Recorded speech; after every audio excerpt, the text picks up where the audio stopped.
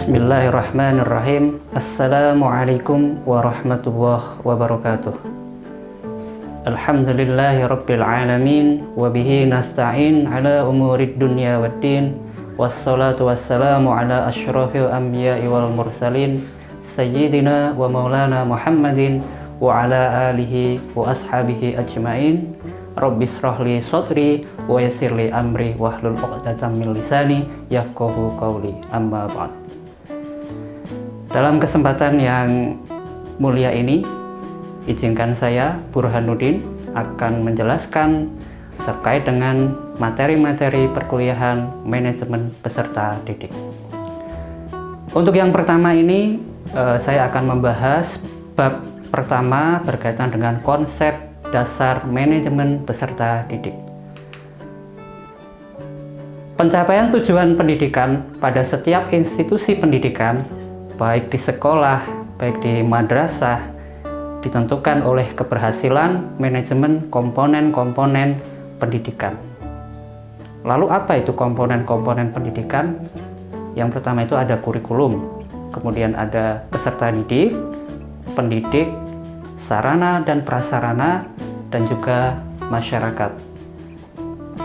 Komponen peserta didik di sekolah atau di madrasah kedudukannya sangat-sangat penting, karena yang menjadi input, kemudian proses dan output pada lembaga pendidikan tersebut adalah peserta didik. Peserta didik perlu di-manage dengan baik ya, karena merupakan subjek sekaligus juga objek dalam proses transformasi ilmu dan juga keterampilan, baik soft skill maupun hard skill. Jadi kesuksesan penyelenggaraan pendidikan sangat bergantung pada perkembangan berbagai potensi-potensi yang dimiliki oleh peserta didik. Apa saja potensi itu yang perlu kita perhatikan sebagai calon pendidik atau sebagai guru? Yang pertama adalah aspek potensi fisik daripada peserta didik. Lalu yang kedua ada kecerdasan intelektualnya, kemudian sosial, ada emosional, dan juga psikologisnya. Ketika potensi fisiknya terhambat, terganggu, maka proses pembelajaran juga akan terhambat. Lalu kecerdasan intelektualnya juga perlu dikembangkan, karena disinilah tujuan dari pembelajaran itu sendiri. Kemudian aspek sosial serta emosional juga perlu diperhatikan dalam kerangka pembelajaran di manajemen peserta didik ini. Pokok bahasan dalam bab 1 berkaitan dengan konsep manajemen peserta didik kurang lebih ada 5. Yang pertama berkaitan dengan pengertian atau definisi manajemen peserta didik. Lalu yang kedua ada tujuan dan fungsi manajemen peserta didik. Dan yang ketiga ada prinsip manajemen peserta didik.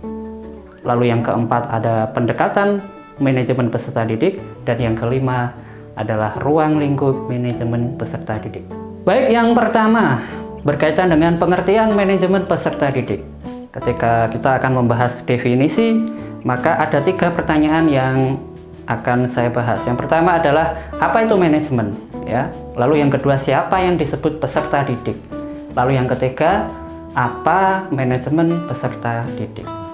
Istilah manajemen merupakan terjemahan dari bahasa Inggris, yaitu manajemen, yang artinya adalah melatih kuda agar dapat berlari, dapat berjalan sesuai dengan kehendak pelatihnya. Itu makna secara etimologinya.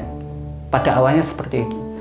Lalu berkembang dan beberapa tokoh atau pakar menyebutkan definisi terkait dengan manajemen. Salah satunya adalah Harold Kohn dan O'Donnell. Mereka mendefinisikan bahwa manajemen adalah suatu usaha untuk mencapai tujuan tertentu melalui kegiatan planning, organizing, staffing, kemudian directing, juga ada controlling. Itu ya, kalau menurut Harold Kohn dan O'Donnell itu manajemen adalah kegiatan plan atau planning ya, perencanaan, kemudian ada organizing, kemudian ada staffing ini berkaitan dengan penempatan, lalu ada directing, ada pengarahan begitu, dan juga controlling atau pengendalian. Beberapa teori dari tokoh yang lain, misalnya dari John F. Mee, juga menyebutkan bahwa manajemen adalah kegiatan planning, organizing, motivating, dan juga controlling. Jadi di dalam manajemen itu juga ada aspek motivasi, untuk memotivasi. Nah, untuk selanjutnya teori dari Josh Terry, ya, Terry juga menyebutkan terkait dengan definisi manajemen. Salah satunya adalah kegiatan plan atau planning, organizing, actuating, dan juga controlling. Yang paling sering digunakan dalam konsep manajemen secara umum itu kebanyakan menggunakan teorinya Josh Terry. Jadi planning, organizing, actuating, and controlling, atau yang sering disingkat dengan POAC gitu ya. Lalu manajemen itu apa? Kalau kita sederhanakan lagi, manajemen itu adalah ilmu dan seni mengatur pemanfaatan sumber daya manusia dan sumber daya yang lainnya secara efektif dan efisien untuk mencapai suatu tujuan tertentu. Itu menurut Hasibuan. Jadi dapat saya simpulkan bahwa manajemen adalah sebuah proses sistematis untuk mencapai tujuan yang ditetapkan. Di dalam manajemen umumnya terdapat 3 pokok kegiatan. Yang pertama adalah perencanaan, lalu yang kedua ada implementasi, lalu yang ketiga adalah evaluasi. Minimal ada 3 tahapan ini. Perencanaan itu wajib, kemudian implementasi, dan juga evaluasi. Jadi kegiatan inilah yang selanjutnya disebut dengan fungsi-fungsi manajemen. Lalu apa saja fungsi-fungsi manajemen? Sebelum kita melangkah pada spesifik manajemen peserta didik, kita lihat fungsi-fungsi manajemen minimal ada 13 yang saya rangkum. Pertama ada perencanaan, fungsi perencanaan atau planning. Lalu yang kedua ada pengorganisasian atau organizing. Kemudian yang ketiga ada penggerakkan atau actuating. Kemudian yang keempat ada pengarahan atau directing. Kemudian yang kelima ada motivasi atau motivating, ada instruksi, kemudian ada penempatan, kemudian ada coordinating, lalu juga ada pelaporan, kemudian pendanaan, budgeting, pengawasan atau controlling, dan yang terakhir ada evaluasi. Baik, sekarang saya lanjutkan. Siapa kira-kira peserta didik itu? Siapakah peserta didik itu? Kalau menurut Suharsimi Arikunto, peserta didik adalah individu atau orang yang terdaftar sebagai objek didik di suatu lembaga pendidikan. Jadi mereka itu terdaftar pada lembaga pendidikan, umumnya pada pendidikan formal dan pendidikan non formal. Kemudian siapa peserta didik itu? Peserta didik adalah orang yang mendapatkan pelayanan pendidikan sesuai dengan minat, bakat, dan juga kemampuannya. Siapa peserta didik itu? Yakni orang yang terdaftar dalam suatu jalur, jenjang, dan jenis lembaga pendidikan tertentu yang sedang mengembangkan potensinya, baik secara aspek akademiknya maupun aspek non-akademiknya melalui proses-proses pembelajaran yang diselenggarakan oleh lembaga pendidikan. Lalu sedikit saya tambahkan, ada beberapa istilah atau sebutan bagi peserta didik. Yang pertama, ketika pada jalur pendidikan anak usia dini sering disebut dengan anak didik. Lalu pada level Dikdasmen, pendidikan dasar dan menengah itu, peserta didik sering juga disebut dengan murid, kemudian siswa-siswi, juga pelajar, dan ketika di lembaga pendidikan non formal, misalnya di pesantren, itu juga sering disebut dengan santri. Lalu di pendidikan tinggi, peserta didik itu disebut dengan mahasiswa.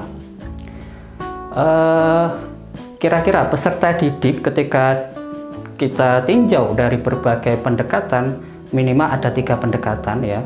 Yang pertama dari pendekatan sosialnya, peserta didik itu adalah anggota masyarakat yang sedang dipersiapkan untuk menjadi anggota masyarakat yang lebih baik. Artinya apa? Peserta didik inilah yang akan menjadi penerus generasi-generasi selanjutnya yang saat ini sedang dididik. Itu dari aspek sosialnya.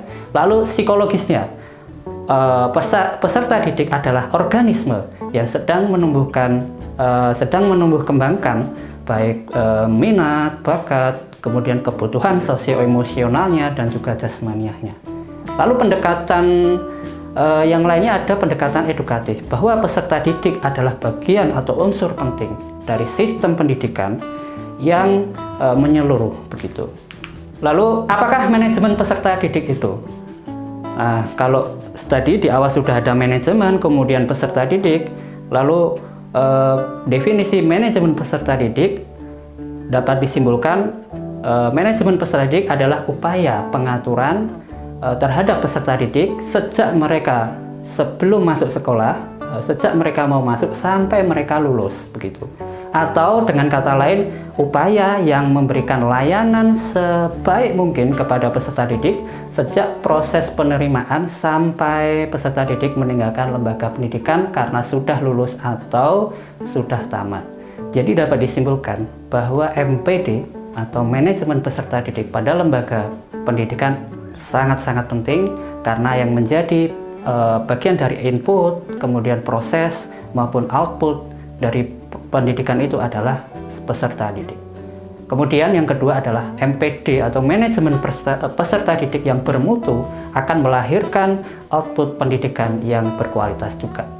Dan yang terakhir, oleh karena itu dibutuhkan optimalisasi MPD atau manajemen peserta didik di sekolah ataupun madrasah agar mendukung pencapaian tujuan pendidikan, baik tujuan kurikuler yang berkaitan dengan materi pembelajaran di kelas maupun di luar kelas, juga tujuan institusional yang berkaitan dengan visi misi dari sebuah lembaga pendidikan tersebut, dan yang tentunya secara makro adalah tujuan pendidikan nasional.